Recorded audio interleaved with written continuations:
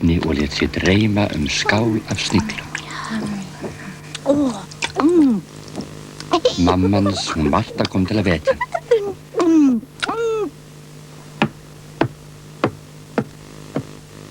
Æ, klaufinn þinn, klæddu þig nú og vertu fljótur að því, komdu svo og borðaðu morgunmatinn þinn og þussum svei. Villi klæddi sig í flýti og fór niður í eldhúsið. Hann gleypti vespugrauti sinn í einum grænum hvelli. Búinn, mamma.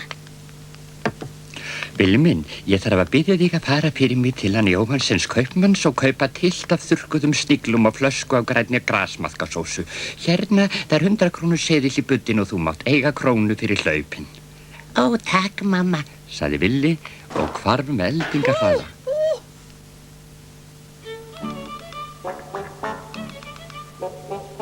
Við húsið hans Ívars hitti hann vini sína. Halló, Villi. Hvert ertu eiginlega að fara?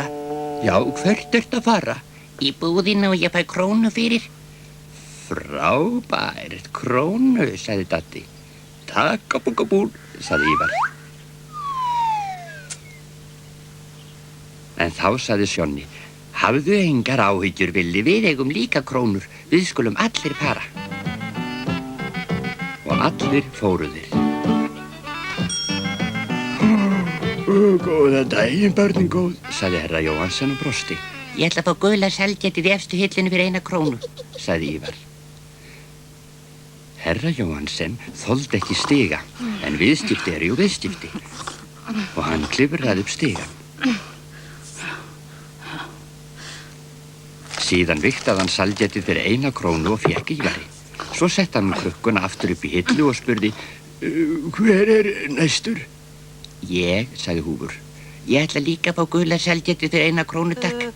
Herra Jóhannsson starði á hann en sagði ekki orð. Hann sótti krukkuna og fékk Húfi sælgætið, en áður en hann færi upp stigann spurði hann, ætla einhverjir fleiri að fá gult sælgæti fyrir krónu? Enginn sagði neitt og með herkjum kom herra Jóhannsson krukkunni á sinn stað. Hver er næstur? Herra Jóhannsson, ég ætla bara að fá fyrir 50 aura af gula sælgætinu.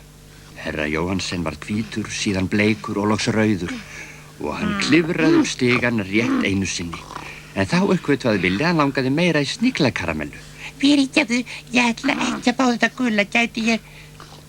En áður en hann náði að ljúka setningunni heyrði skrýtil hljóð í herra Jóhannsson.